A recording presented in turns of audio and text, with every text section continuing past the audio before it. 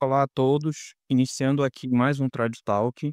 Agora vamos dar sequência à nossa explanação sobre os erros do Vaticano II.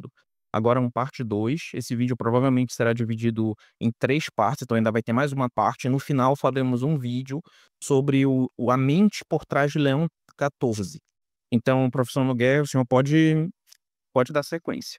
Muito obrigado. Boa noite. Vamos começar falando dos erros, as heterodoxias consequentes relativas ao sacerdócio, né? O sacerdócio é rebaixado a povo de Deus, né? Já que o povo de Deus é a igreja. Pois bem, e lê-se em Lumen Gentium que o povo de Deus não só se reúne a partir de diversos povos, mas se compõe de diversas categorias, né? Efetivamente, existe entre seus membros uma diversidade, quer nos cargos, quer certos membros ocupando função sagrada em vista do bem de seus irmãos, quer em um estado de vida e de orientação em que muitos, vivendo em estado religioso, tendem à santidade por uma via mais rigorosa e estimulam seus irmãos por seu exemplo. Então, a função sagrada, né, é isso que há que extrair daí, é concebida como um ordo do povo de Deus, né? Ordo quer dizer ordem, estado, classe, né? É algo que existe no interior de algo maior, né? É uma parte deste algo maior, mas também uma função neste algo maior, né? Tal função se realiza em diferentes membros e ofícios. Ela é um ofício e, portanto, munus, antes de ser potestas, antes de ser potestade. Bom, trocando em miúdos, assim, o padre já não é o padre de Deus, ele é o padre do povo de Deus, que o legitima em sua função. Coisa completamente contrária a toda a tradição e à própria constituição divina da Igreja. Além do mais, veja-se uma afirmação contrária à verdade histórica e nos é atestada pela tradição e pelo Novo Testamento. Segundo esta afirmação, Nosso Senhor teria, desde o início, estabelecido alguns de seus fiéis como ministros, né? Lê-se no documento do Vaticano. O próprio Senhor, querendo fazer dos cristãos um só corpo, onde nem todos os membros têm a mesma função, estabeleceu entre eles ministros que, na comunidade dos cristãos, seriam investidos da ordem do poder sagrado de oferecer o sacrifício e de perdoar os pecados. Porém, este texto legitimar a atribuição do poder de ordem pela exigência de unidade da sociedade dos cristãos, fazê-la depender essencialmente das supostas exigências de uma pretensa comunidade ou povo de Deus. Mas é falso que Nosso Senhor tenha tirado ministros da comunidade dos cristãos. Ao contrário, ele começou por escolher os ministros, ou seja, os apóstolos, e os formou para que, por sua vez, eles formassem os cristãos, né? Cristo escolheu seus ministros antes que existisse a suposta comunidade de cristãos. Ele não constituiu, vamos dizer, a milícia cristã, a começar pelos soldados. Começou pelos oficiais, a fim de que esses formassem os soldados. Bom, a ilegítima igualização do sacerdócio em sentido próprio, né, com o sacerdócio comum dos fiéis, É o que se lê no artigo 10 da Lumen Gentium. Ali se lê: o sacerdócio comum dos fiéis e o sacerdócio ministerial ou hierárquico se diferenciam essencialmente, não somente em grau, são, no entanto, atenção, ordenados um ao outro, já que tanto um como o outro participa a seu modo do único sacerdócio de Cristo. Atenção, é verdade que todos nós participamos do sacerdócio de Cristo, é verdade. Mas vejam, trata-se de nova língua, né? De uma língua que usa expressões tradicionais para dizer o contrário. Porque o que está dito neste texto é que as duas formas do único sacerdócio de Cristo são postas no mesmo plano. Já não se fala de subordinação, mas de ordenação mútua. São funções paritárias num sacerdócio único de Cristo. Tal igualização já é, por si mesma, contrária ao depósito da fé. Mas, se vê bem, antes parece esconder ou ocultar uma subordinação do sacerdócio hierárquico ao dos fiéis, já que parece que os fiéis constituem para o concílio o povo de Deus em sentido próprio e que o sacerdócio é legitimado enquanto é função no povo de Deus. Além disso, a diferença entre essência e grau entre os dois sacerdócios não se explica. É mera enunciação verbal desta nova língua. Além disso, veja-se a insuficientíssima definição de sacerdote. Os padres ou presbíteros são considerados, antes de tudo, por sua qualidade de cooperadores dos bispos. A função dos padres, enquanto está unida à ordem episcopal, participa da autoridade pela qual o próprio Cristo constrói, santifica e governa seu corpo. Então, parece que assim continua a espremer a figura do padre no meio da massa do povo de Deus. Diminui-se o mais possível a diferença entre o sacerdócio e os fiéis, e ele, no máximo, é um cooperador do bispo. Além disso, outra afirmação contrária à tradição e mais ao Concílio de Trento, em sua seção 23, capítulo 1, segundo a qual, esta falsa afirmação, nas funções sacerdotais, o primeiro lugar cabe à pregação e não à celebração da Santa Missa. Diz o concílio: os padres, como cooperadores dos bispos, têm por primeira função anunciar o Evangelho de Deus a todos os homens. Mas não é assim. Trento disse claramente que a missão, a função do padre é, em primeiro lugar, pelo poder de consagrar, oferecer e distribuir o corpo e sangue de Cristo e, em segundo lugar, pelo poder de perdoar ou reter os pecados. A pregação não é necessária para a definição do sacerdote. Porque, senão, o que havemos de pensar dos grandes santos, cuja missão se realizou, sobretudo, pela confissão? É o caso de São Leopoldo de Pádua, é o caso do Padre Pio de Pietrelcina. Quantas pregações esses dois fizeram em sua vida? Poucas, pouquíssimas. Além do mais, temos a desvalorização do celibato eclesiástico.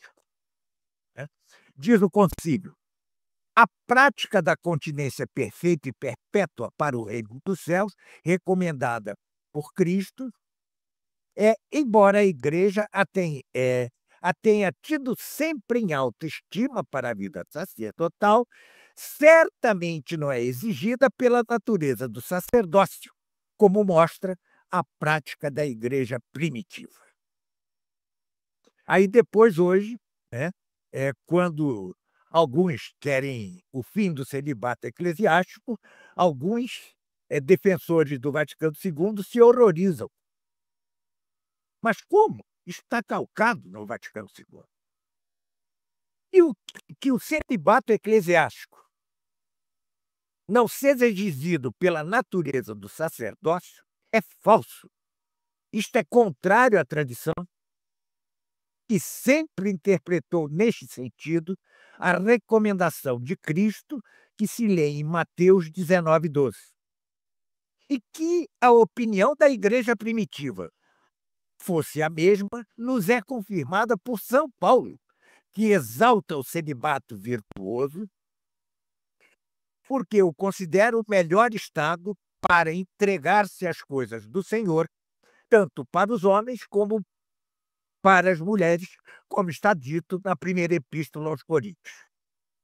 Dizer que o celibato não é necessário à natureza do sacerdócio significa tão somente que um homem casado pode tornar-se padre, conservando o estado jurídico do matrimônio, mas não seu uso, separando-se de sua mulher.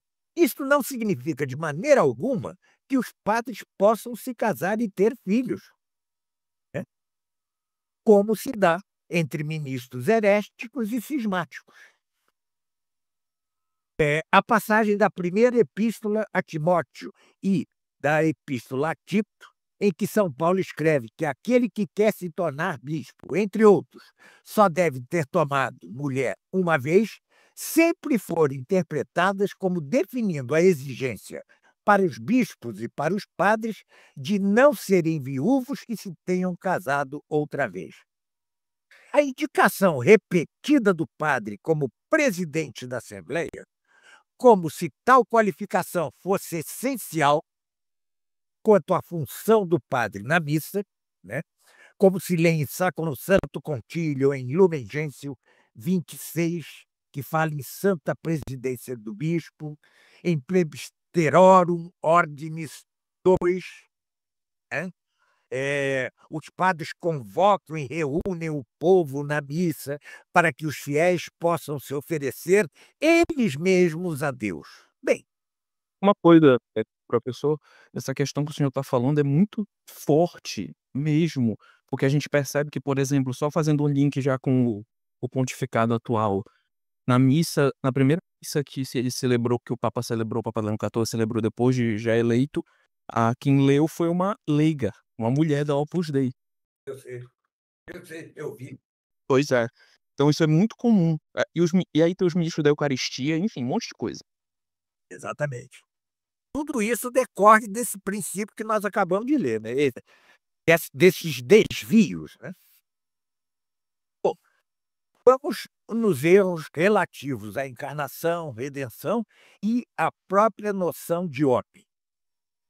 Em Gaudium et Spes 22, lê-se que, por sua encarnação, o Filho de Deus está de algum modo unido a todo homem, como se a segunda pessoa da Trindade, encarnando-se no homem real, e o indivíduo que existiu historicamente estivesse, por isso, unido a todos os outros homens, e como se cada homem, pelo só fato de ser homem, de ter nascido homem, se encontraria unido a Cristo, sem sabê-lo.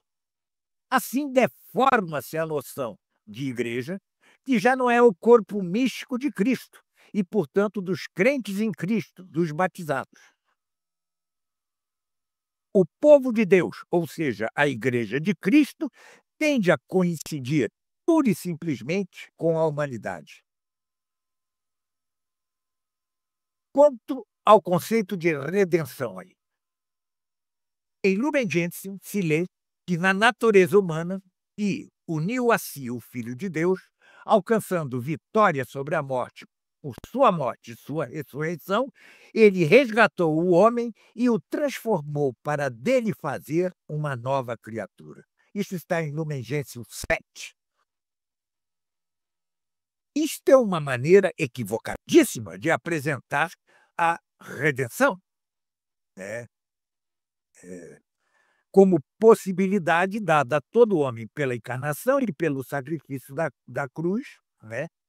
Possibilidade perdida para sempre para quem não se torna ou não quer se tornar cristão, salvo nos casos de ignorância invencível. Bom, então, aí, neste caso, a graça age, por exemplo, por intermédio do batismo de desejo. A redenção é considerada pelo Vaticano II como já realizada para cada homem, porque se declara que o homem foi transformado em uma nova criatura, não por ter se tornado cristão com a ajuda da graça do Espírito Santo, né? Mas pelo simples fato da encarnação e da morte e ressurreição de Cristo, né? É a teoria muito conhecida dos cristãos anônimos, né? Velha, apresentada pela primeira vez por Blondel e desenvolvida por Delibat, né? E particularmente por Karl Rahner, né? É um erro doutrinal gravíssimo, né? Porque se declara já cumprida, já realizada a justificação pessoal de cada homem, sem nenhuma participação de sua vontade, sem mérito, sem participação de seu livre-arbítrio e, portanto, sem absoluta necessidade de conversão, sem necessidade sequer de fé, nem de batismo, nem de obras. É uma redenção garantida para todos, como se a graça santificante estivesse presente em cada homem enquanto é homem. Inclusive, tem padre muito famoso no meio conservador, que muitos gostam, que defende exatamente isso. Eu vi um vídeo dele que ele falava que nós temos que despertar o Cristo que já está dentro dos pagãos. Ou seja, sem o batismo, já teria Cristo dentro de si. Como diz a fraternidade, o próprio Lutero não foi tão longe. Isso é pior que Lutero. Aí eu pergunto pela enésima vez, o que é isso? Que nome nós vamos dar a isso? Um errinho? Um errinho pastoral? Esta doutrina falsa nega o pecado original. Nós sabemos, por fé, que os homens não possuem graça ao nascer, por ter herdado o pecado original com o qual vem ao mundo desde Adão, desde a queda de Adão. Pois bem, então vamos ver essa exaltação não católica do homem enquanto tal.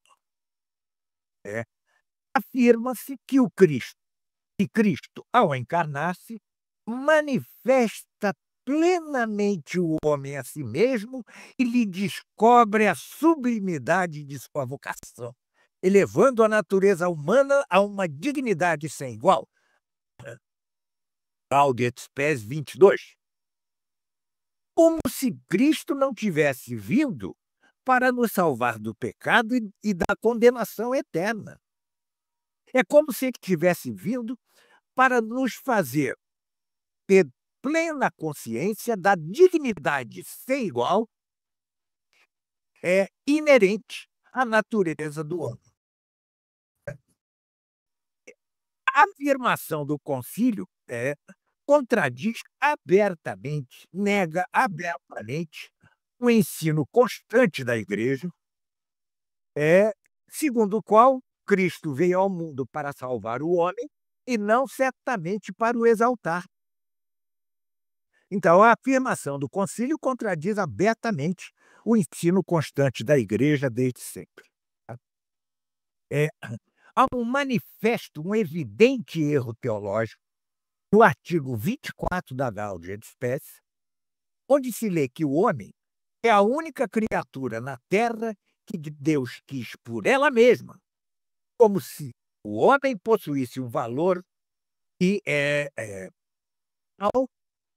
e este mesmo valor teria induzido Deus a criá-lo.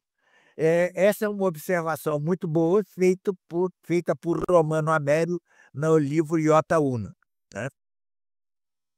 Então esta é a verdadeira revolução antropocêntrica do Vaticano II. É é incompatível com a noção de criação de Deus a partir do nada, né. É Deus criou tudo, incluindo o homem, para ele mesmo, para si mesmo, para Deus, para a sua própria glória externa, né, como se diz, é tendo por fim sua própria bondade, não por um valor, que os homens ou as coisas tivessem intrinsecamente, independentemente do mesmo Deus que a fez. Então, tal desvio altera a significação que se há de atribuir à criação. Além disso, altera a significação, quanto aos mandamentos cristãos de amar o próximo como a nós mesmos e de todos nos considerarmos como irmãos, já que tais mandamentos, já não se justificam, segundo o Vaticano II, pelo amor de Deus que quer de nós essa caridade para com o próximo, já que todos somos pecadores, e também pelo fato de que descendemos todos de Deus. Passam a ser justificados tais mandamentos pela dignidade superior do homem enquanto homem. Claro, o homem tem mais dignidade que as outras criaturas, porque ele, diferentemente delas, fora os anjos, foi criado à imagem e semelhança de Deus. No entanto, esta divinidade perdeu sua sublimidade pelo pecado original, que destituiu o homem dessa semelhança e, portanto, da graça santificante, né, que é o que o torna capaz de conhecer e amar a Deus sobrenaturalmente e, portanto, um dia desfrutar da visão beatífica. A dignidade do homem não pode ser considerada uma característica meramente ontológica. Tal dignidade depende da vontade reta, voltada para o bem. Algo de relativo e não de absoluto, como quer fazer crer o Vaticano II. Além disso, há um conceito errado de igualdade entre os homens, né, fundado nisso que eu acabei de dizer, né. Vejam, em Gaudium et Spes 29.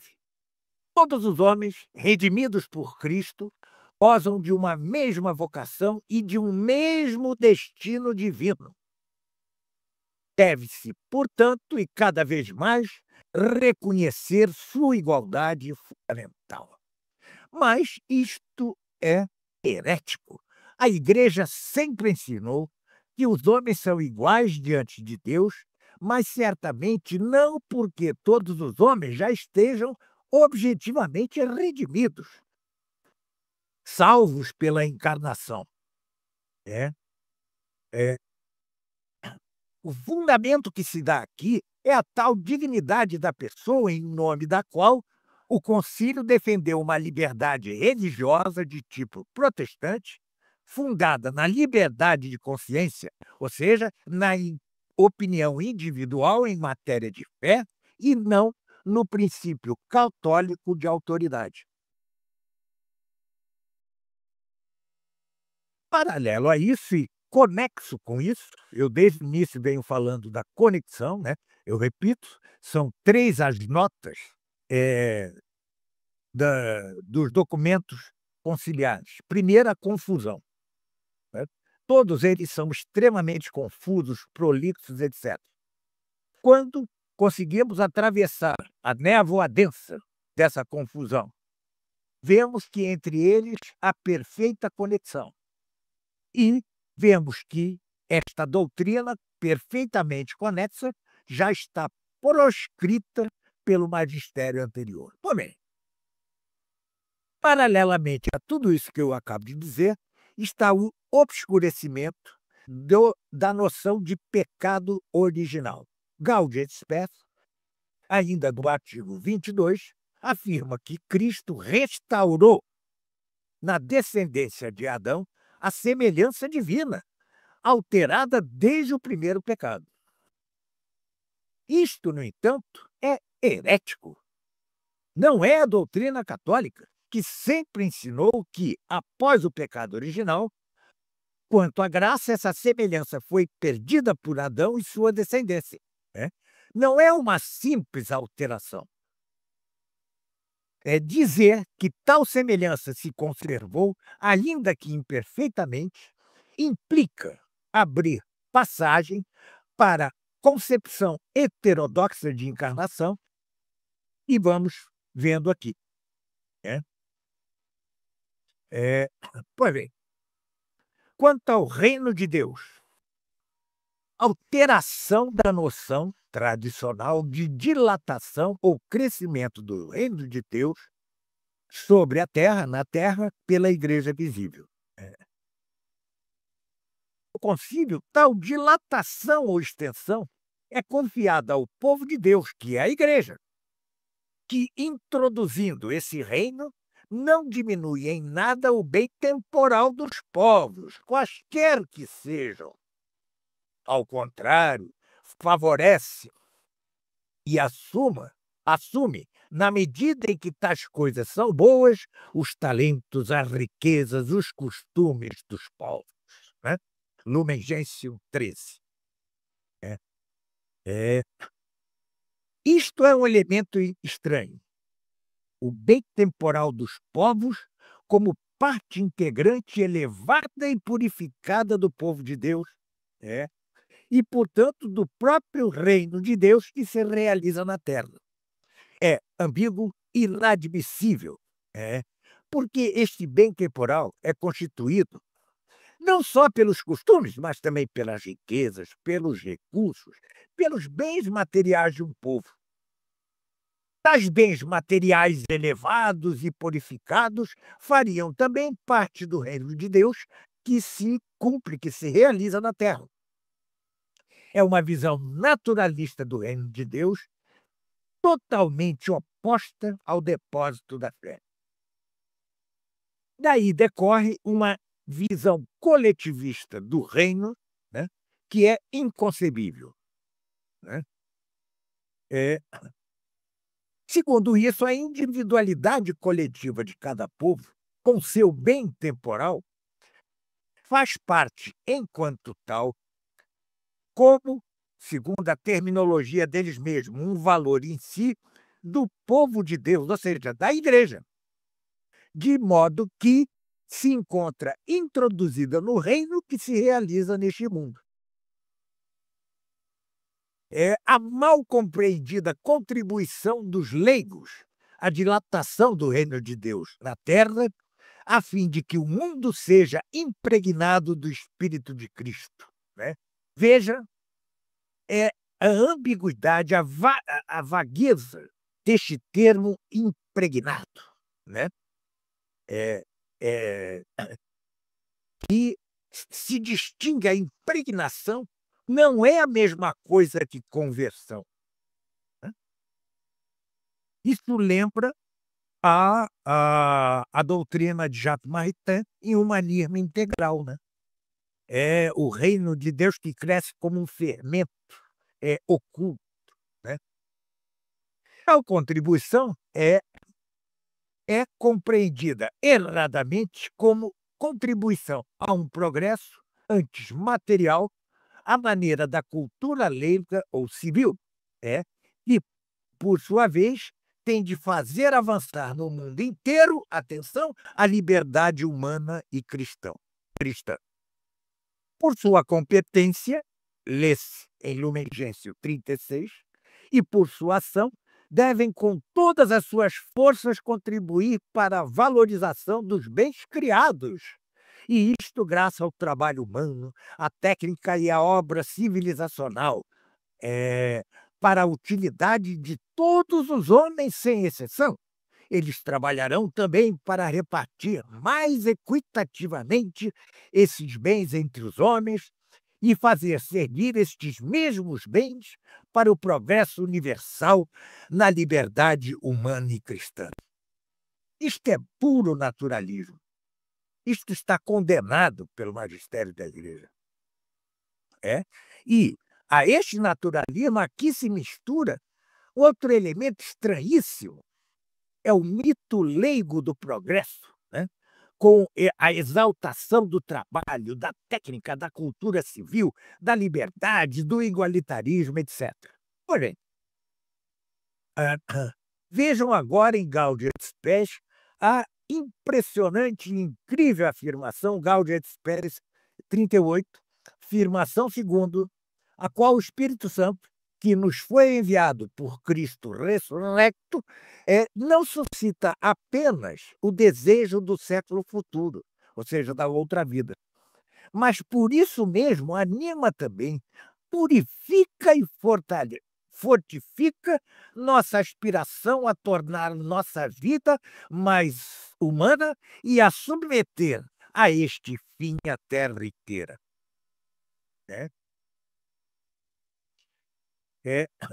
Então, o que está dito aí?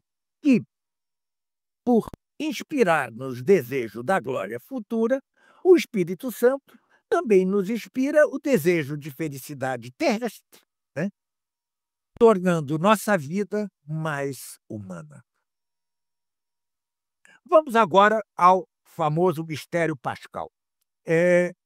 Eu relembro que no Trad Talk mesmo, né, eu tenho um podcast longuíssimo em que eu exponho a explicação do padre Calderon quanto ao mistério pascal.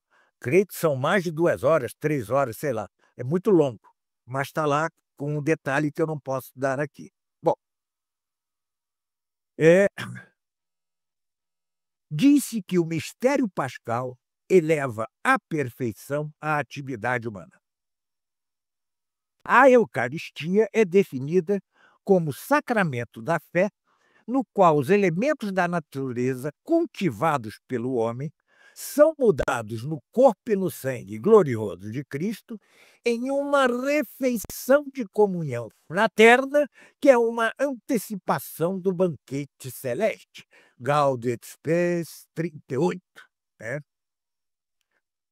Não nomeia a transubstanciação e introduz claramente uma concepção protestante de missa. Mas de que modo o tal mistério pascal eleva à perfeição a atividade humana?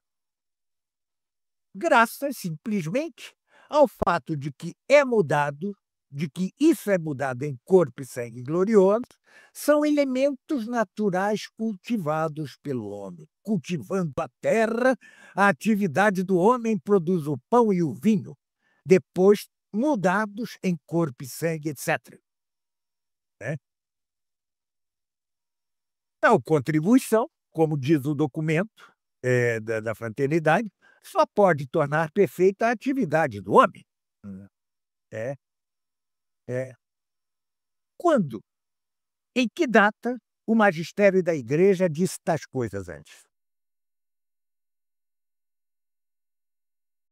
Isto tem um fim preciso: insinuar a ideia falsa de uma participação da atividade do homem na conversão do pão e do vinho no corpo e no sangue de Cristo pelo sacerdote. Isto está presente também na liturgia eucarística de nada menos que o Novus Ordo da missa. Lá se lê: Tu és bendito, Senhor, Deus do universo. De tua bondade recebemos este pão, fruto da terra e do trabalho dos homens, que nós te apresentamos para que ele se torne para nós alimento de vida eterna. O artigo 39 da Gaudium et Spes propõe a visão, aparentemente propõe uma visão tradicional sobre a nova terra e os novos céus que serão criados na parousia, na segunda vinda de Cristo. Mas, na verdade, trata-se da perversão da concepção do reino de Deus sempre ensinada pela Igreja. Aqui temos a ideia de uma salvação coletiva da humanidade e até de toda essa criação que Deus fez para o homem. Dizendo que obterão a salvação eterna todas essas criaturas que Deus criou propter hominem, para o homem, para servir o homem. Então, todas as criaturas entrarão indistintamente no reino. Depois se reclamou quando Francisco disse que os animais domésticos vão para o céu. Lembram-se disso? Pois é, isso já está ali. Atenção, eu sou dos que defende que haverá sim animais e plantas no novo céu e na nova terra. Tá? Mas não é uma salvação, é uma nova criação. É outra discussão, não com este teor que está aqui. Aqui só se salvam os homens, ou melhor, alguns homens. Tudo que houver nos novos céus e na nova terra será incorruptível. Mas o único que irá daqui para lá é o homem, ou alguns homens, nada mais. Mas, mais que isso, depois se afirma que a nova terra já está figurada na terra presente, já que cresceu aqui o corpo da nova família humana, que já oferece algum esboço do século futuro. Então, a prefiguração do reino não se dá pela igreja militante, mas pelo crescimento do corpo da nova humanidade. Então, esta prefiguração é dada pela humanidade em crescimento, graças à fraternidade universal, ao progresso universal, à liberdade humana e cristã, como se lê em Lumen Gentium, Gaudium et Spes, etc. Então, o reino de Deus que se realiza parcialmente neste mundo já não é constituído pela igreja. É constituído por quê?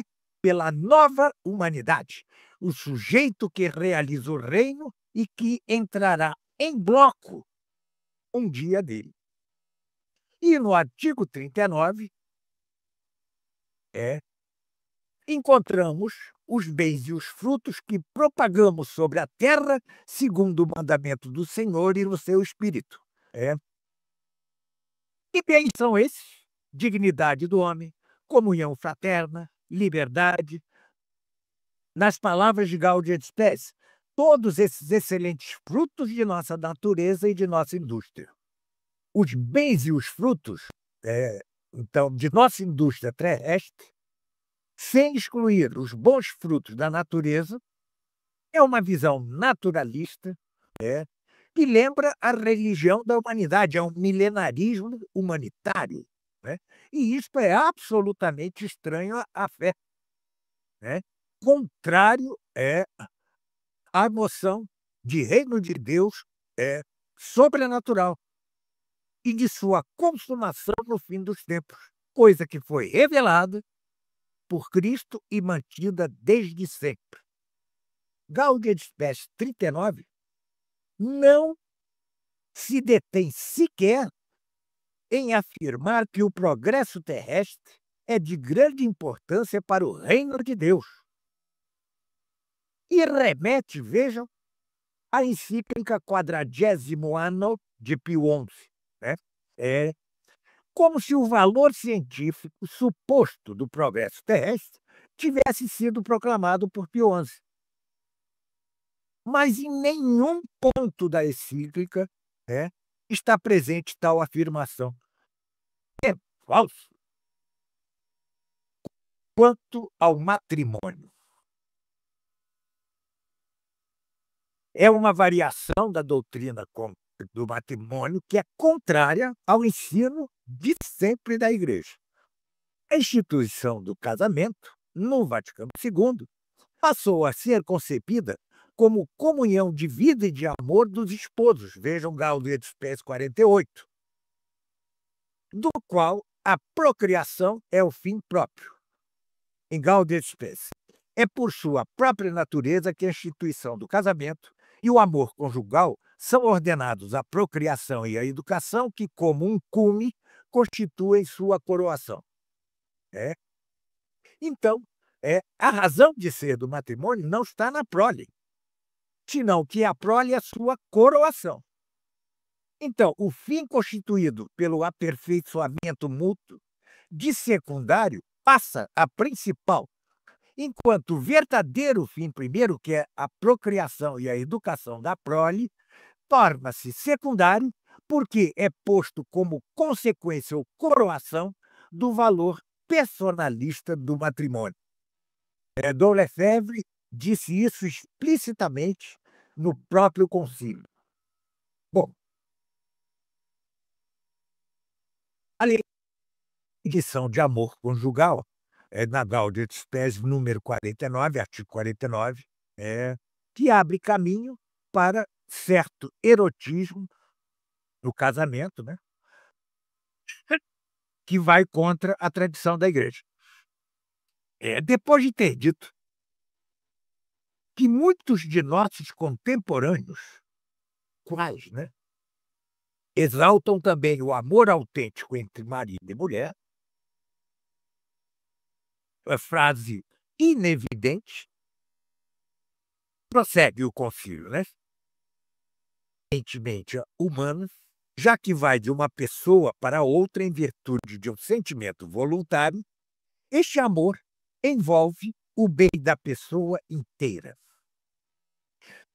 Pode, portanto, enriquecer com uma dignidade particular as expressões do corpo e da vida psíquica e valorizá-las como os elementos e sinais específicos da amizade conjugal. Em italiano está escrito, em lugar de amor eminentemente humano, se encontra ato eminentemente humano. Tradução que dá um sentido meio equívoco ao parágrafo que eu acabo de citar. Mas mesmo deixando o original amor, continua o sentido de que tal amor, por ser eminentemente humana, e de acho significará isso, enriquece com uma dignidade particular as expressões do corpo, é a teologia do corpo, em que tanto insistiu João Paulo II. Expressões do corpo. Isso só pode referir-se ao conjunto dos atos pelos quais os esposos chegam ao ato conjugal. Tais expressões, tais atos, são justificados de modo indiferenciado, exclusivamente enquanto manifestação corporal, ou seja, sensual de amor conjugal e por seu valor erótico. A Igreja sempre ensinou que tais atos são admitidos somente nos justos limites, só como atos que favoreçam o estreitamento conjugal, compreendido como ato natural voltado para a procriação, admitidos, então, em relação ao fim primeiro do matrimônio, a procriação, e não para a satisfação em si do amor conjugal. O amor conjugal era compreendido como fim secundário do casamento, como um remédio para a concupiscência e, portanto, limitado pelo fim primeiro do casamento, como se na encíclica de Pio XI, Cast Connubii. Atribuir dignidade particular e valor aos atos de relações íntimas entre os esposos é até inconveniente, porque isto não está de acordo com o sentido católico de pudor. Pois bem, A afirmação, vejam só, segundo a qual Deus não criou o homem solitário. Desde a origem, ele os criou homem e mulher. É. Então, esta sociedade, como se diz em Gaudium et Spes, do homem e da mulher, é a primeira expressão da comunhão das pessoas. Isso não está errado, mas está incompleto. E, por estar incompleto, é fonte de erro doutrinal. Por quê? Deixando de citar tudo quanto está escrito, cria a falsa impressão de que Deus criou o homem e a mulher ao mesmo tempo, tornando-os, por isso mesmo, totalmente iguais. O Gênesis, ao contrário, resume primeiro a obra de Deus, depois detalha como as coisas se passaram. E, na exposição inicial, Moisés, que foi o escritor, põe justamente o homem e a mulher no mesmo plano para lembrar que foram feitos por Deus à sua imagem e, portanto, são iguais diante de Deus. E Deus criou o homem à sua imagem, criou a imagem de Deus e criou-os homem e mulher. Mas, em seguida, esclarece que a mulher foi criada depois do homem, a partir de sua costela para ser sua companheira. Não é bom que o homem esteja só. Lê-se em Gênesis 2. Façamos-lhes um adjutório semelhante a ele. Semelhante, mas não igual, como disse São Paulo, falando em nome do Senhor, na passagem de Primeira Epístola aos Coríntios 11, 3 e seguintes. Passagem jamais citada pelo Vaticano II. Diz ele: quero que saibais que Cristo é a cabeça de todo homem, e o homem a cabeça da mulher, e Deus a cabeça de Cristo. O homem, na verdade, não deve cobrir sua cabeça, porque é a imagem e a glória de Deus, mas a mulher é a glória do homem. Embora sendo sempre imagem de Deus, não do homem, porque na sua diferente subordinação ela é ordenada a Deus e a salvação não ao homem. Mas porque o homem não foi feito da mulher, mas a mulher do homem, prossegue São Paulo. E o homem não foi criado por causa da mulher, mas a mulher por causa do homem. No entanto, nem o homem existe sem a mulher, nem a mulher sem o homem, no Senhor. Porque assim como a mulher foi tirada do homem, também o homem é concebido pela mulher, mas todas as coisas vêm de Deus.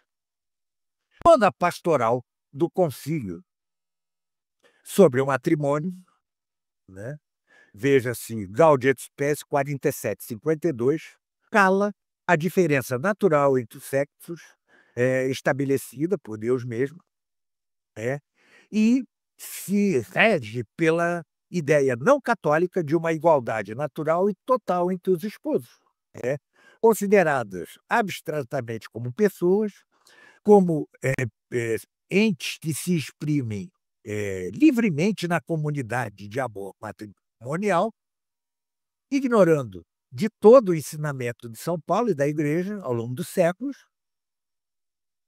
segundo o qual o homem é o chefe natural da mulher e, portanto, da família.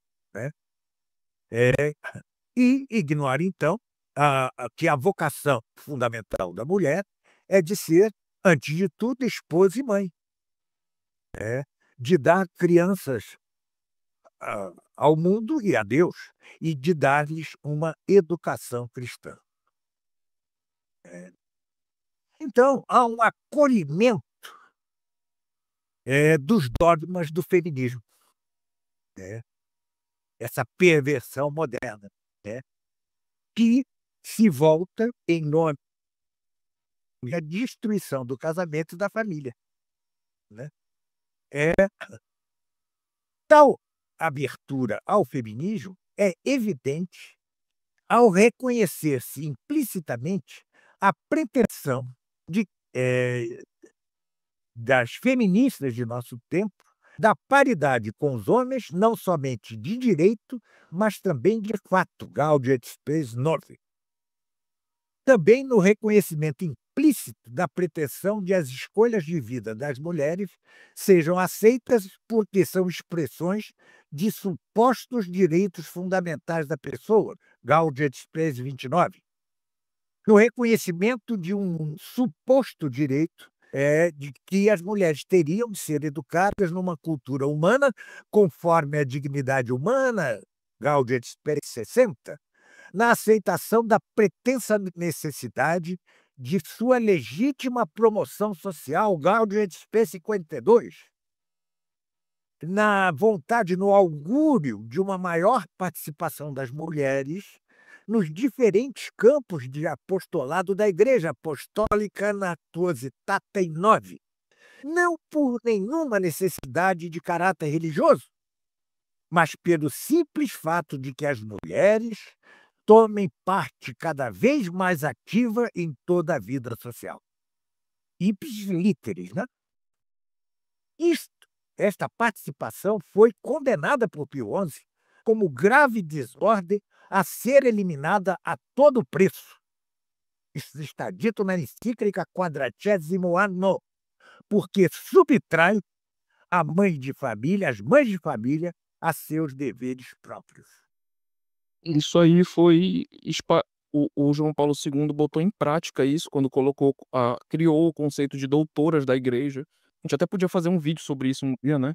Que ele criou esse conceito de doutoras da igreja para o que cai nessa agenda feminista, e também agora o Papa Francisco, que nomeou inclusive para alguns setores irmãs religiosas, porque antes eram setores que eram governados só por cardeais.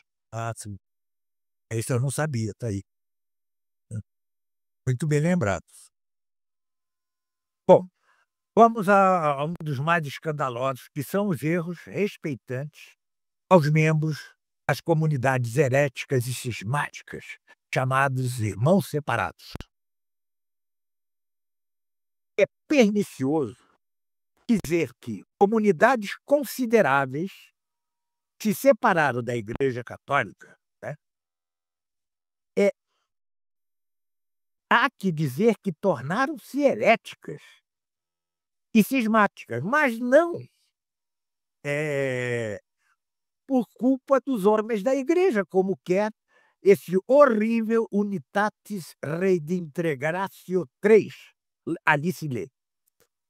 Estas comunidades se tornaram heréticas e cismáticas, muitas vezes por culpa das pessoas de uma e de outra parte. Daí o pedido de perdão a que se entregou com avidez João Paulo II. Vejam esta afirmação: os que hoje nascem em tais comunidades e que vivem da fé em Cristo não podem ser acusados de pecado de divisão. Unitatis Redintegratio 3. Isto é teologicamente errado, porque o pecado de divisão continua a dar-se hoje, quando o cismático e o herético vivem não da fé em Cristo, mas das doutrinas de sua seita, de sua comunidade. Quando essa pessoa chega à idade adulta e dá a tais doutrinas a consciente adesão de sua mente, de sua vontade, ele deixa até de estar no erro de boa fé. Ele passa a ser herético e cismático formalmente. Pois bem, vejam esta afirmação ainda da Unitatis Redintegratio 3. Os que creem em Cristo e receberam validamente o batismo se acham em certa comunhão, ainda que imperfeita, com a Igreja Católica. No artigo 4 se diz: os cismáticos e os heréticos estão unidos pelo batismo à Igreja, mas estão separados de sua plena comunhão. Aliás, como eles estão mais unidos, ao que parece, que os tradicionalistas, né? Bom, ambas estas afirmações, que eles estão unidos pelo batismo e que estão separados de sua plena comunhão, contradizem nada menos que a tradição universal e bimilenar da Igreja, reafirmada por Pio XII em Mystici Corporis, onde se lê: que só se pode contar no número dos membros da igreja os que receberam o batismo de regeneração e que, atenção, professam a verdadeira fé e não se separaram, infelizmente, deste corpo por si mesmos, ou que, por faltas gravíssimas, dela estão separados pela autoridade legítima. E isso é válido para todos os heréticos e cismáticos públicos, mesmo que estejam de boa fé. Há aqui uma confusão. É claro que alguns deles podem salvar-se, né? Mas isso é uma coisa de eleição de Deus, né? Não é nosso. Bom, é, é, agora, é, diferentemente dos heréticos e dos cismáticos formais, aos que, por sua disponibilidade de professar a fé verdadeira na verdadeira igreja, ordenados por certo desejo inconsciente ao corpo místico do Redentor, e embora se encontrem fora da unidade visível desse corpo, podem pertencer-lhe de modo invisível e chegar assim à justificação e à salvação. Mas estão privados, como diz Pio XII, dos numerosos dons e ajudas celestes, das quais só é dado gozar na Igreja Católica. Por isso é que Pio XII convidou, como todos os papas tinham convidado, a favorecer os movimentos interiores da graça e sair de seu estado, no qual não podem estar seguros de sua salvação, e entrem na unidade católica. Mas vejam a falsidade que se lê na Unitatis Redemptionis 3. No entanto, justificados pela fé recebida no batismo, os irmãos separados estão incorporados ao Cristo e levam a justo título o nome de cristão. Com isso, se dá a ideia de que, em virtude do simples batismo, os não católicos estão incorporados a Cristo. Logo, podem ser contados de algum modo no número dos membros da igreja, independentemente da profissão de fé e da obediência aos pastores legítimos. Esta frase, horrível, é resultado da manipulação terrível de uma passagem do Concílio de Florença, de 1439, ao qual se faz referência em nota, extraída do decreto Pro Armenis, que restabeleceu a unidade com a Igreja Armeniana. Sucede que o decreto Pro Armenis ilustra os 7 sacramentos, tais como devem ser compreendidos pelos católicos, sem fazer nenhuma referência ao batismo dos heréticos e à sua significação. Está ali no decreto. O primeiro de todos os sacramentos é o batismo, porta da vida espiritual. Graças a ele, nos tornamos membros de Cristo e parte do corpo da Igreja. Aqueles que estão incorporados a Cristo e à Igreja são os católicos, não os heréticos e os cismáticos. Vejam agora a ilustração na Lumen Gentium 8, de uma falsa noção. Segundo ela, o patrimônio de valores dos irmãos separados estaria incluído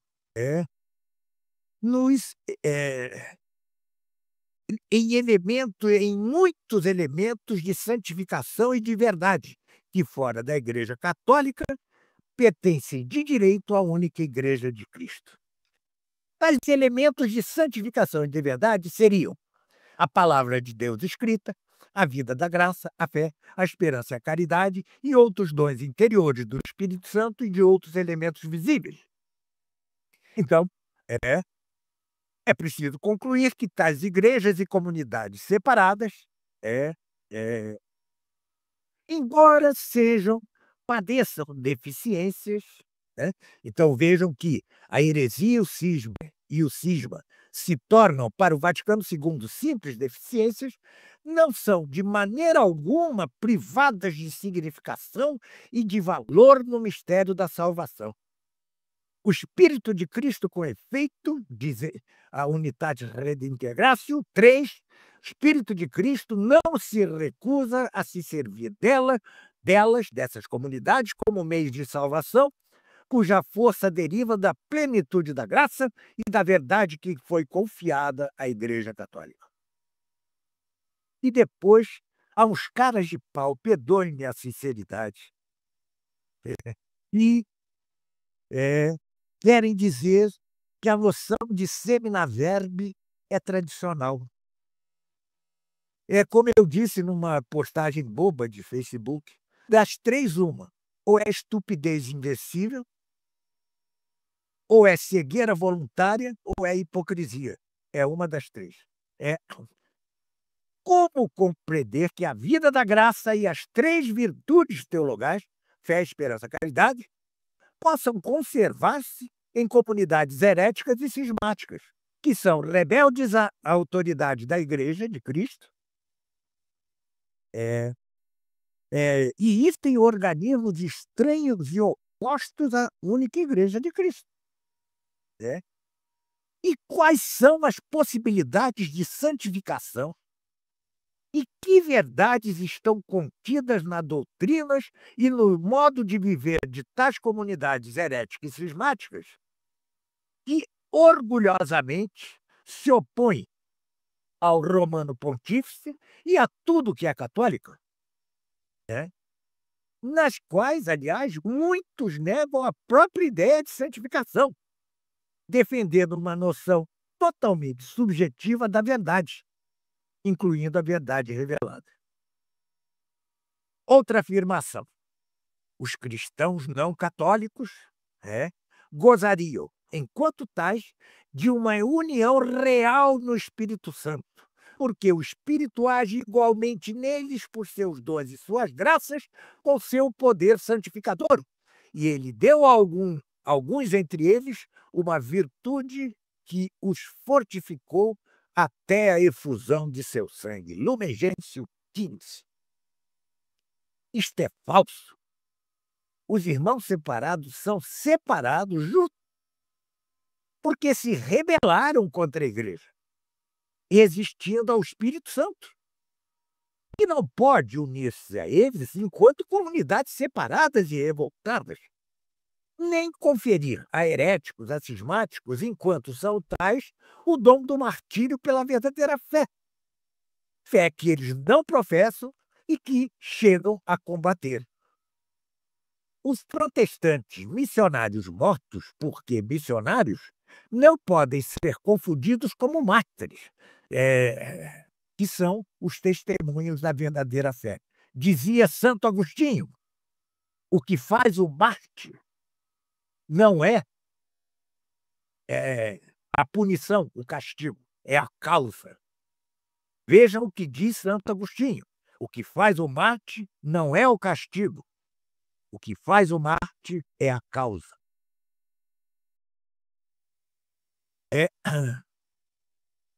Claro, um herético pode se converter e morrer pela verdadeira fé. Mas se isso acontece, ele morre católico.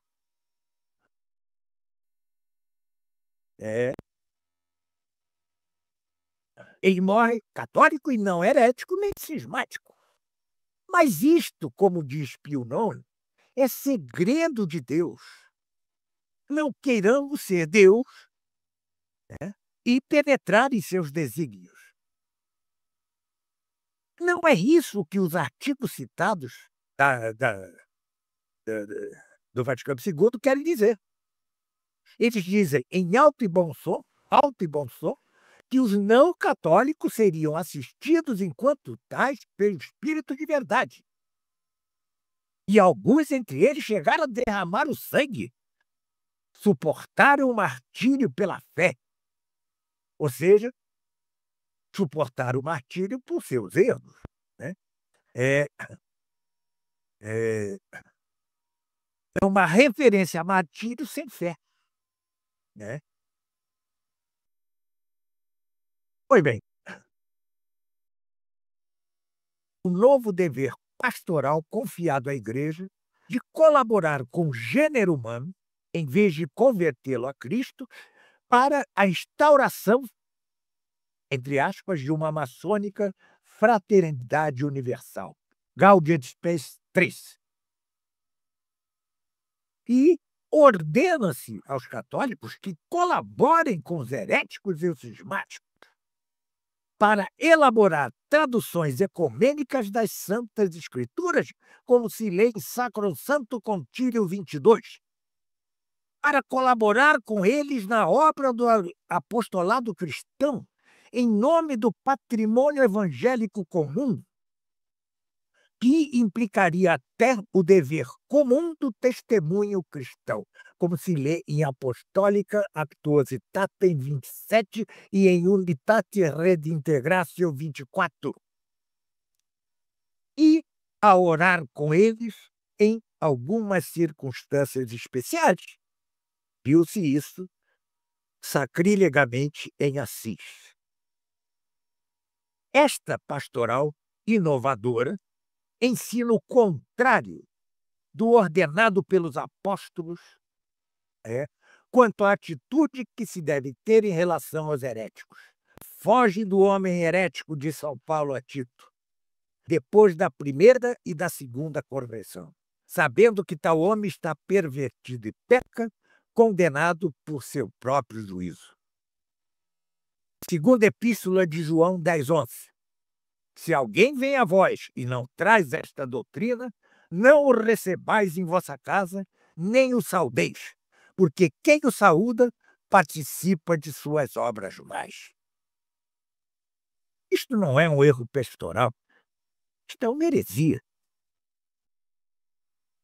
O erro heterodoxo que tal pastoral inovadora implica é manifesto. Não existe, não pode existir patrimônio, não pode existir valores comuns com heréticos e cismáticos. Os protestantes não reconhecem a tradição como fonte de dogma, nem reconhecem a verdade de fé, segundo a qual é o magistério da Igreja assistido pelo Espírito Santo, que, regra próxima da fé, define o sentido e a interpretação das Escrituras. As mesmas escrituras que os protestantes deformam de mil maneiras, sempre fiados no exame individual, ao qual se atrevem a submeter à aceitação desta ou daquela verdade revelada. Lutero destruiu tudo quanto pôde no tocante ao dogma e à moral. Negou a autoridade do Papa, da tradição, negou o sacerdócio, alterou as escrituras, desfigurou a noção de igreja, reduziu o número dos sacramentos a 2, e 2 sacramentos abastardados, negou a transubstanciação e o sentido propiciatório do sacrifício, negou o purgatório, ridicularizou o princípio de santidade, de virgindade, de castidade, admitiu o divórcio, negou o livre-arbítrio, negou o valor meritório das obras, fomentou ódios entre cristãos, fazendo-os voltar-se contra o princípio de autoridade. Os anglicanos conservaram o episcopado, mas é como se não o tivessem feito, porque suas consagrações e ordenações são nulas, como declarou Leão XIII em julgamento dogmático em 1896. São nulas por defeito de forma e de intenção. Os anglicanos são seita submissa ao poder político, uma religião civil com fachada cristã. Entre os protestantes,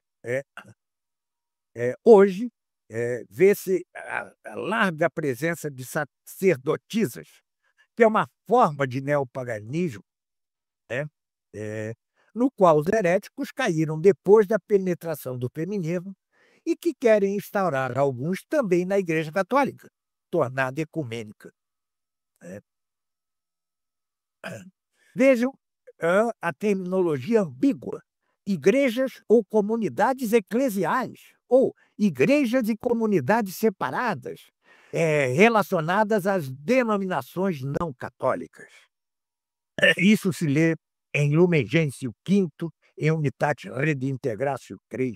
Né? Qualifica-se assim de igrejas as seitas heréticas e cismáticas, já que somente a Igreja Católica é a igreja fundada por Cristo. É. Nenhuma outra comunidade pode pretender ser, nem individualmente, nem reunida com outras comunidades separadas, a Igreja única e católica que Jesus Cristo instituiu sobre Pedro. Nenhuma pode pretender ser membro ou parte desta. Né? Estão visivelmente separadas da unidade católica, né? Coisa que é o que também se dá com os orientais cismáticos, como foi reafirmado contra as pretensões deste ecumenismo não católico por todos os pontífices romanos de Pio IX a Pio XII. Vejam a afirmação de Unitate Redintegratio 11.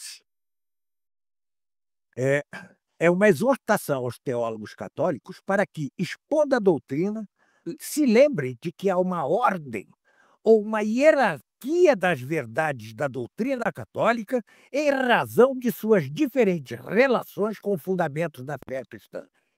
Esse é uma das coisas mais heterodoxas do concílio. Esta ideia foi condenada por Pio XI em Moraes, de 1929. Ou seja, a ideia da existência de verdades reveladas de dogmas que sejam mais ou menos importantes aceitar. Quando, pela autoridade mesma de Deus, temos a obrigação de aceitar todas as verdades contidas na revelação divina, porque, como diz Leão XIII, na Sapis Cognitum, a razão repugna que não se creia, mesmo que seja em uma só coisa que tenha sido dita por Deus. A exortação Vaticano II leva à conclusão terrível de que no diálogo ecumênico se possa discutir com hereges as verdades doutrinais, que ocupem nessa suposta hierarquia uma posição menos importante, com que se desemboca no falso princípio contido na conclusão do artigo 11 de que vou falar. É o princípio segundo o qual, expondo as doutrinas da Igreja diante dos irmãos separados, levando em conta tal inexistente hierarquia das verdades doutrinais, traçar-se-á a via que conduzirá a todos, por esta emulação fraterna, a um conhecimento mais profundo e a uma manifestação mais evidente das insondáveis riquezas de Cristo. E ainda tem o desplante de citar São Paulo em Efésios 3:8. Unitate Redintegratio 11. Limite da heresia. Só no limite? Porque confia o dever de um mais profundo conhecimento e uma manifestação mais clara das insondáveis riquezas de Cristo ao estudo teológico em comum com os heréticos. Como se não fosse o nosso magistério infalível, o encarregado de transmitir fielmente, de definir claramente a verdade revelada, e como se a verdade católica pudesse andar a par com os erros dos membros das comunidades cismáticas e heréticas, até para que se dê uma emulação fraterna, para nos fazer conhecer melhor as riquezas insondáveis de nosso Senhor. Não, São Paulo diz em Efésios, falsamente citado pelo concílio, que lhe foi dada a ele, Paulo, a graça de anunciar aos gentios a insondável riqueza de Cristo, de anunciá-la pela pregação da sã doutrina, como diz na segunda a Timóteo, não pelo diálogo com os heréticos e cismáticos. O enfraquecimento para satisfazer os protestantes do dogma de Trento, segundo o qual só a igreja encarregada de julgar a verdadeira significação e interpretação das Escrituras se dá na frase conciliar da Unitatis Reintegratio, segundo a qual, segundo a fé católica, o magistério autêntico ocupa um lugar particular para a explicação e a pregação da palavra de Deus escrita. Além disso, no mesmo documento, se diz que os protestantes querem, como nós, apegar-se à palavra de Cristo como força, fonte da força cristã.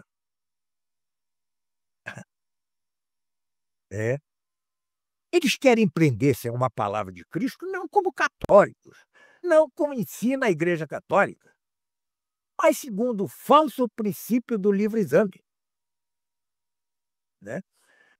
que lhe permite proclamar livremente tudo o que lhe parecer verdadeiro.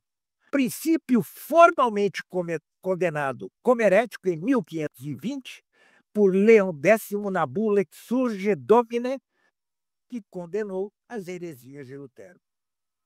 Vamos agora às famosas religiões não cristãs e seus seminaverbes, as sementes do verbo. Então, atribui-se a todas as religiões não cristãs uma fé no Deus Criador, semelhante à nossa. Está em Gaudium et Spes 36.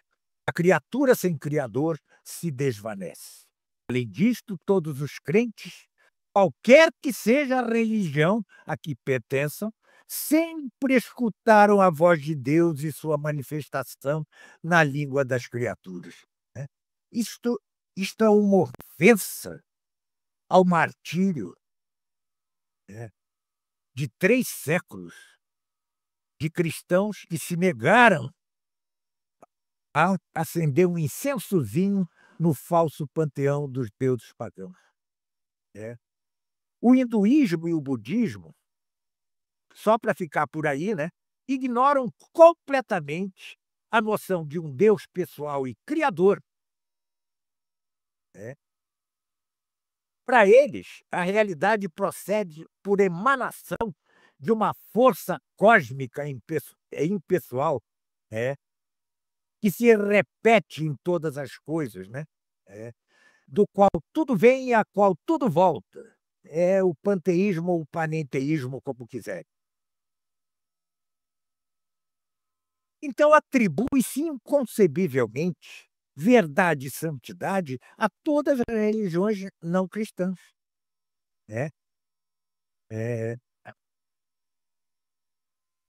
Nostra Aetate 2. A Igreja Católica, a Igreja Conciliar, deveria dizer-se, não rejeita nada do que é verdadeiro e santo nestas religiões.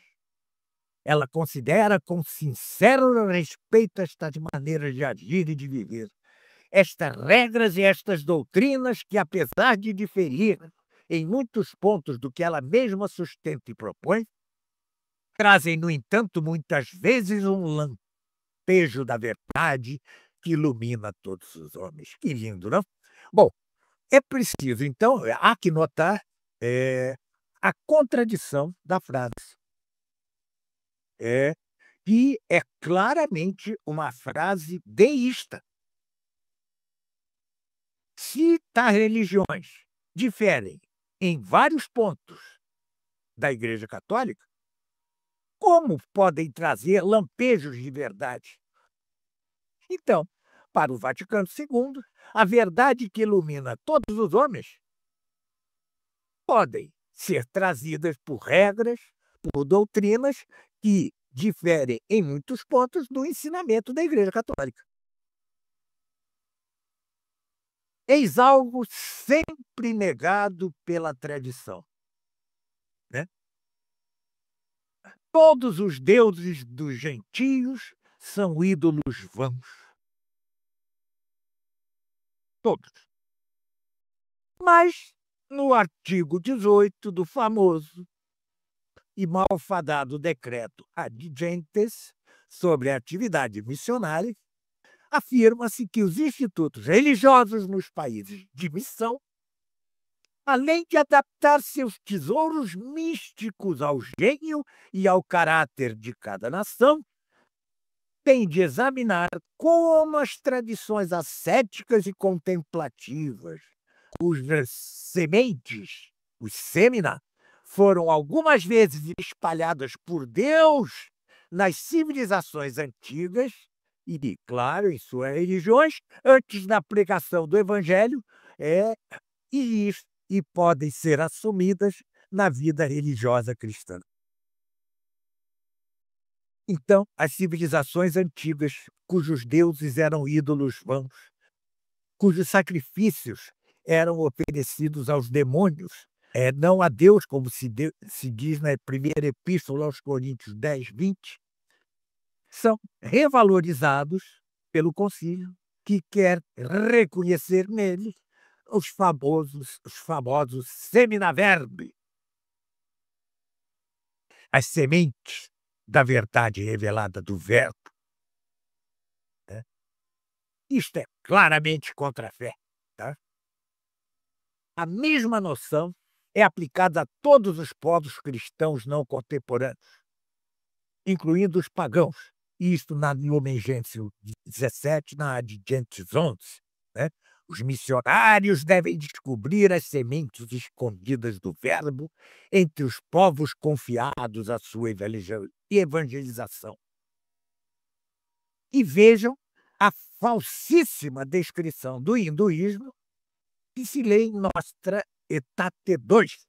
No hinduísmo, os homens escrutam o mistério divino e o exprimem pela fecundidade inesgotável dos mitos e pelos esforços penetrantes da filosofia, procuram a libertação das angústias de nossa condição, seja pelas formas da via ascética, seja pela meditação profunda, seja pelo refúgio em Deus com amor e confiança. Isso induz a católico a considerar válidas a mitologia e a filosofia hindus. Mas a mescla de mitologia, de magia, de especulação, que caracteriza o hinduísmo desde a época dos Vedas, né? Muitos séculos antes de Cristo, tem uma concepção da divindade do mundo completamente monista, panteísta, né? Em que Deus é uma força cósmica impessoal. Ignora-se a noção de criação. Né? Não há distinção entre realidade sensível e sobrenatural, entre realidade material e espiritual, entre todo e parte. Toda existência individual se dissolve no uno cósmico, de onde tudo emana e ao qual tudo retorna na eternidade.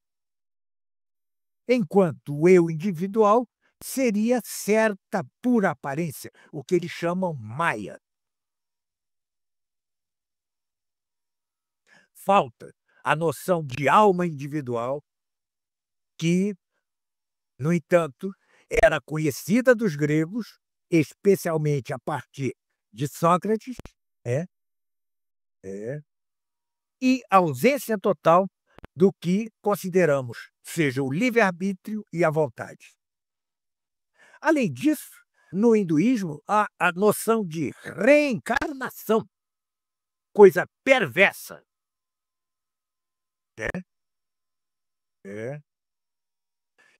Tinha sido condenada esta noção no esquema de constituição dogmática de depósito fidei pure custodiendo, que tinha sido elaborado na fase preparatória do concílio e que João 23 e os progressistas, os neomodernistas, dispensaram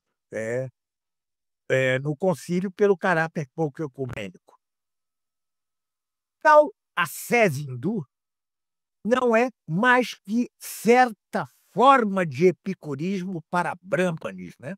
Uma busca egoísta de uma indiferença espiritual superior em relação a todo desejo, mesmo o desejo bom, e em relação a toda a responsabilidade.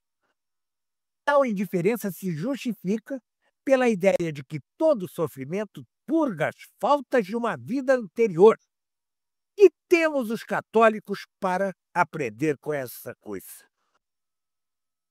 E o budismo? O budismo é uma heresia do hinduísmo. Mas, em Nosso Tratate 2, lê-se que no budismo, a insuficiência radical deste mundo mutante é reconhecida e se ensina uma via pela qual os homens, com um coração devoto e confiante, poderão ou adquirir o estado de liberdade perfeita ou atingir a iluminação suprema por seu próprio esforço ou por um socorro vindo do alto. É a doutrina de Lubac, né? Apenas corrigida um pouco para ser apreciada por católicos ignorantes que não sabem que a insuficiência radical deste mundo é posta pelo budismo numa verdadeira metafísica do nada. Segundo esta metafísica, o mundo e o eu são existências ilusórias e aparentes, não simplesmente caducas e passageiras, mas reais, como o consideramos nós. Para o budista, tudo se compõe e se decompõe ao mesmo tempo. A vida é o escoamento contínuo cheio de dor universal. Para ultrapassar tal dor, é preciso persuadir-se de que tudo é vão. É preciso libertar-se de todo desejo, e fiar-se numa espécie de iniciação intelectual, uma gnose semelhante à dos hindus, permitindo-se até o uso de magia sexual no budismo tântrico. Esta gnose é o que nos deve fazer chegar à indiferença completa de tudo, ao desaparecimento, à extinção, ao nirvana, que é uma condição final de privação absoluta, no qual só há o nada, o vazio, onde o eu se extingue totalmente para dissolver-se anonimamente no tudo e no uno, no todo e no uno. Este é o tal estado de libertação perfeita, de iluminação suprema que o Vaticano II propõe aos católicos. E vejam Lumen Gentium 16.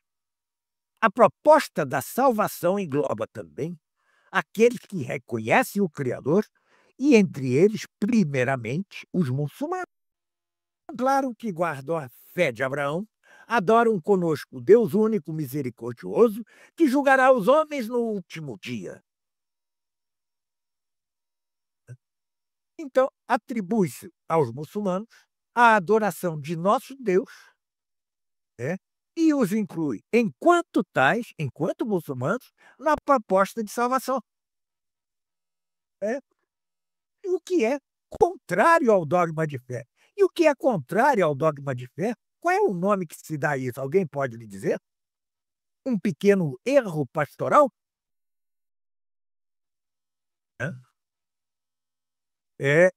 Como disse Santo Tomás de Aquino, os muçulmanos creem naquilo que é mais básico entre o próprio povo.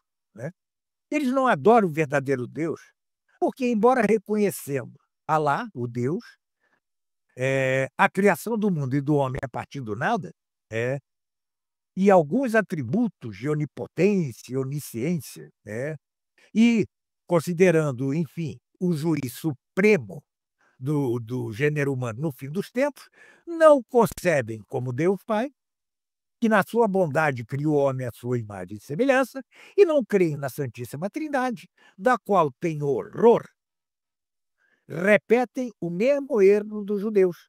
Negam, então, a graça, a divindade de Nosso Senhor, a encarnação, a redenção, a morte na cruz, a ressurreição. Negam todos os nossos dogmas, e recusam as Escrituras, é,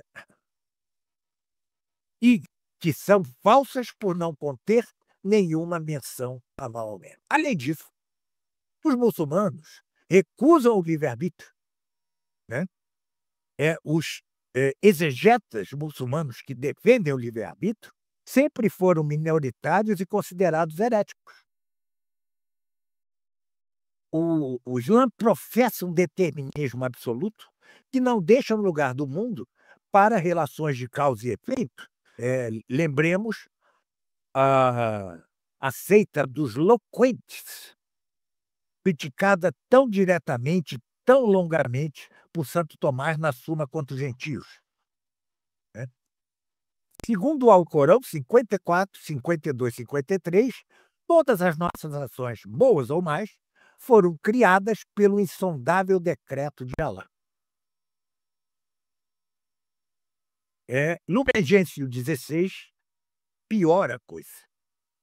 A igreja olha também com estima os muçulmanos e adora o Deus uno, vive subsistente, misericordioso e todo-poderoso, criador do céu e da terra, que falou aos homens, e procuram se submeter com toda a alma aos decretos de Deus, mesmo que estejam ocultos, como Abraão foi submisso a Deus, a quem a fé islâmica se refere com boa vontade. Chega-se a afirmar aqui que o Deus em que creem os muçulmanos falou com os homens. Então, o concílio mostra que, para ele, é a autêntica revelação transmitida por Maomé no Alcorão. Não será que o que nós temos aqui é uma implícita apostasia da fé cristã? Parece, não? Depois, se descreve a crença dos muçulmanos exatamente como eles mesmos a entendem, dando a entender que o concílio a aprova. Submissão a Deus, o sentido do termo Islã é submissão, e o adjetivo substantivado de Islã é muslim, muçulmano, submisso a Deus. A frase inteira do concílio parece repetir o Alcorão 424.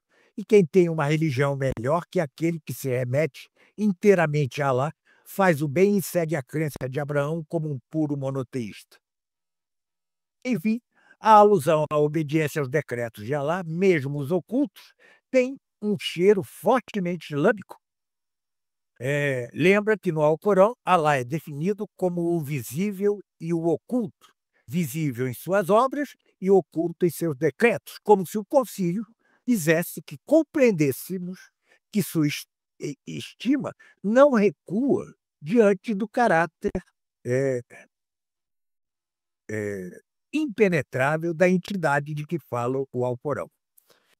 O elogio do Vaticano II da fé de Abraão, professada pelos muçulmanos, esconde a verdade, já que se sabe que o Abraão do Alcorão, cheio de elementos lendários e apócrifos, não corresponde ao nosso Abraão, que é o da Bíblia. O Alcorão atribui a Abraão um monoteísmo puro ou antitrinitário, anterior ao monoteísmo judaico e cristão, e admite Maomé como descendente de Abraão, graças a Israel. Maomé teria sido enviado para restaurar o monoteísmo puro, libertando das falsificações judaicas e cristãs. Nostra Aetate também leva em séria consideração a veneração dos muçulmanos por Jesus e pela Virgem Maria. Embora não reconheçam Jesus como Deus, veneram-no como profeta, honram sua mãe virginal Maria e às vezes até a invocam com piedade. Sabe-se, no entanto, que a cristologia do Alcorão funda-se sobre um Jesus modificado dos evangelhos apócrifos e das doutrinas gnósticas que pululavam pela Arábia por então. Jesus, Isa, para eles, nasce de uma virgem pela intervenção divina do anjo Gabriel, profeta particularmente apreciado por Alá, um simples mortal a quem Alá permitiu fazer numerosos milagres, profeta que pregou o mesmo monoteísmo atribuído a Abraão, e cuja fórmula declara: não há nenhum Deus senão Deus, o único dominador. É por isso que Jesus foi para os muçulmanos um servidor de Deus, um submisso a Alá, um muslim, um muçulmano como Abraão, e anunciou, como Abraão, a vinda de Maomé. Quando os muçulmanos veneram a Jesus como profeta, eles o entendem como profeta do Islã. Quanto à Santíssima Virgem, é um culto de fundo supersticioso, mas que, no melhor dos casos, é um culto prestado a Maria enquanto mãe de um profeta do Islã e não enquanto mãe de Deus. A mariologia do Alcorão é completamente diferente. Vem de uma mistura de fontes apócrifas, gnósticas, etc. Ignora-se o Espírito Santo e São José. Maria é irmã de Arão, irmão de Moisés, e filha de Inram, Amram, que era seu pai. Isso se lê em Números.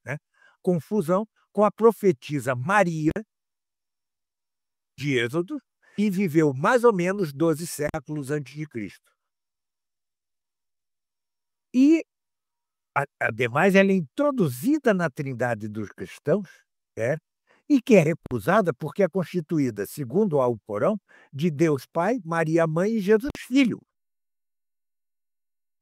Jesus não disse nunca: tomai-me a mim e a mãe como duas divindades juntos de Deus. Notre Dame 3 parece louvar os muçulmanos e dá-los como exemplo aos católicos. Eles esperam o dia do julgamento em que Deus retribuirá a todos os homens ressuscitados. Eles têm estima pela vida moral e rendem culto a Deus pela prece, pela esmola e pelo jejum. Razão pela qual, conclui o texto conciliar, uma vez esquecidas numerosas dissensões e inimizades que caracterizavam o passado, o concílio exorta todos a esquecer o passado e a esforçar sinceramente pela compreensão mútua e para proteger e promover juntos para todos os homens a justiça social, os valores morais, a paz e a liberdade. Há uma verdadeira deturpação dos fatos históricos.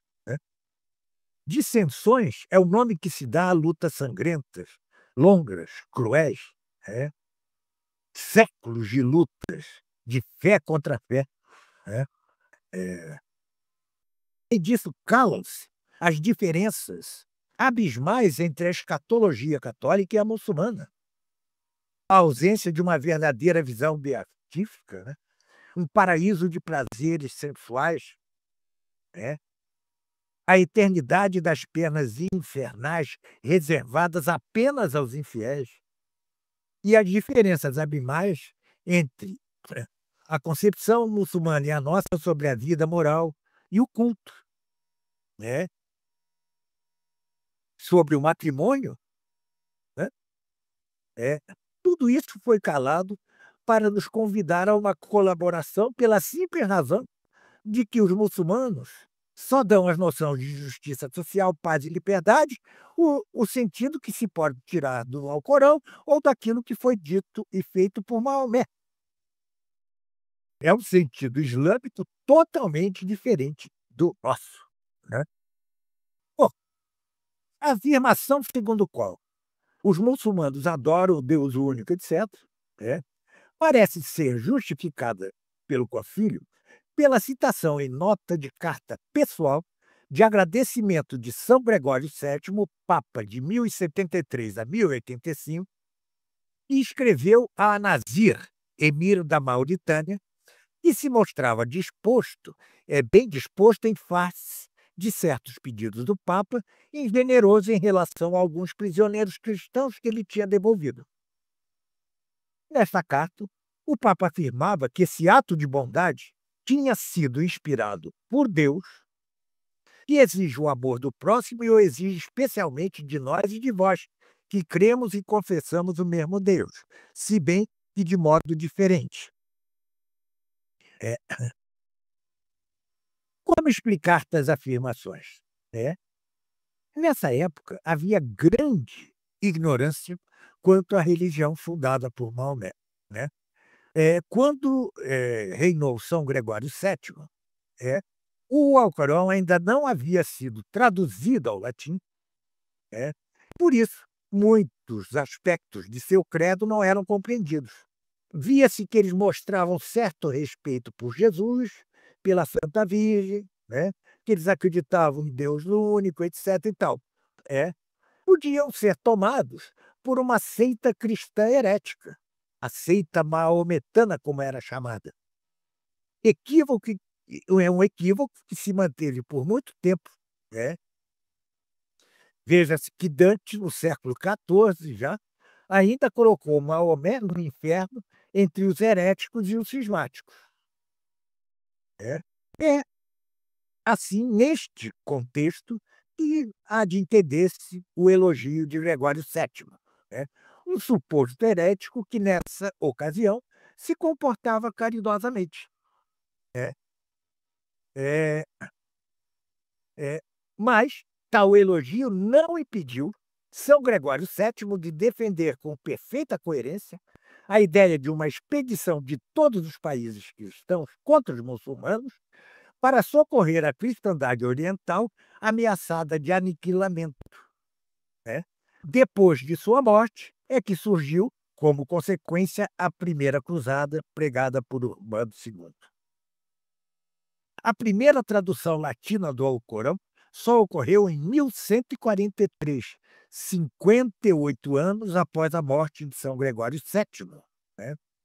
Foi traduzida por Robert de Chester para o abade de Cluny, Pedro Venerável, que acrescentou à tradução uma firme refutação ao credo islâmico.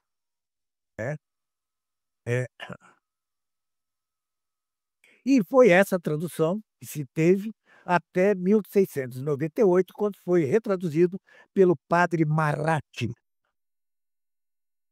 E serviu da primeira tradução para escrever um célebre documento crítico do Alcorão na primeira metade do século XV, e precedeu por pouco tempo a bula de 1458 de Pio II para lançar uma cruzada que nunca se realizou contra os turcos, que estavam penetrando os Balcãs depois de se terem apoderado de Constantinopla. Né? Ali ele critica Maomé, etc., tudo que depois foi confirmado num discurso pronunciado na Catedral de Mantua, onde tinha sido convocada a dieta encarregada de aprovar a cruzada. Enfim, a primeira,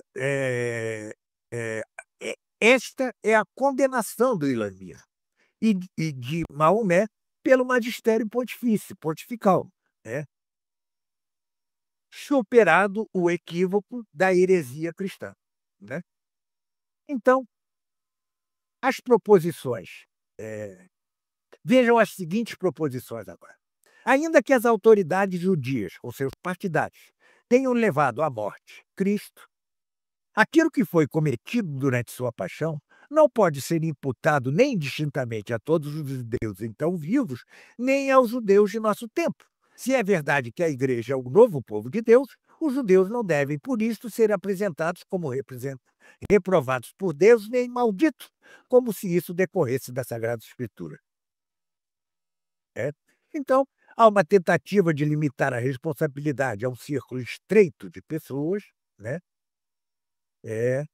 mas o Sinédrio, que era a suprema autoridade religiosa, representada todo o judaísmo, né?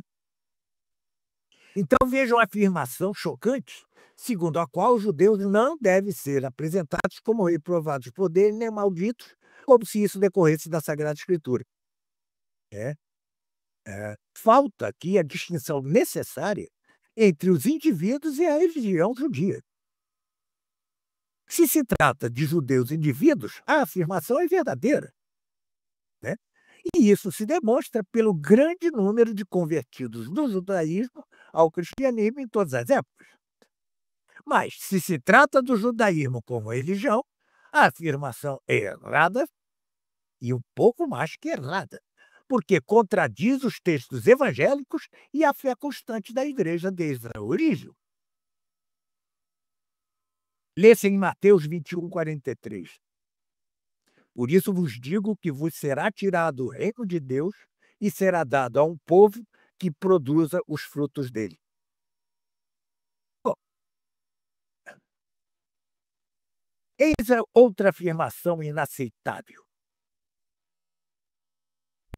que é contrária à doutrina da igreja de sempre, segundo a qual os livros do Antigo Testamento esclarecem e explicam o Novo. Sempre foi ensinado que é o contrário. O Novo Testamento é que esclarece e explica o Antigo. Mas lê-se em Dei Verbum 16. No entanto, em sua totalidade, os livros do Antigo Testamento, utilizados na pregação evangélica, adquirem e apresentam, no Novo Testamento, sua significação completa. Até aqui correto, porque era a figura do Novo Testamento. Agora vem a afirmação falsa. E reciprocamente o esclarece e o explicam. É afirmação não só falsa, mas que contradiz a anterior. Bom, chegamos às 2 horas, eu confesso-me cansado agora. Ficou muito bom. Eu sei que é muita coisa, mas é o jeito, né, cara? Não tem jeito, né? Mas eu acho que toquei em assuntos centrais. Na próxima, né, tem o meu tema predileto, que é meu cavalo de batalha, que é as relações entre Estado e Igreja, tá? É aqui que eu vou divergir um pouco, né, do documento da fraternidade, mas já dentro da própria fraternidade há opiniões diversas quanto a isso. Então é isso, meu amigo. Muito obrigado aí pelo espaço. Espero ter sido útil e marcamos depois a terceira parte, tá certo? Vamos aguardar para fazer a terceira parte. Muito obrigado a todos que viram até aqui. Então, eu vou encerrar. Até mais. Até mais.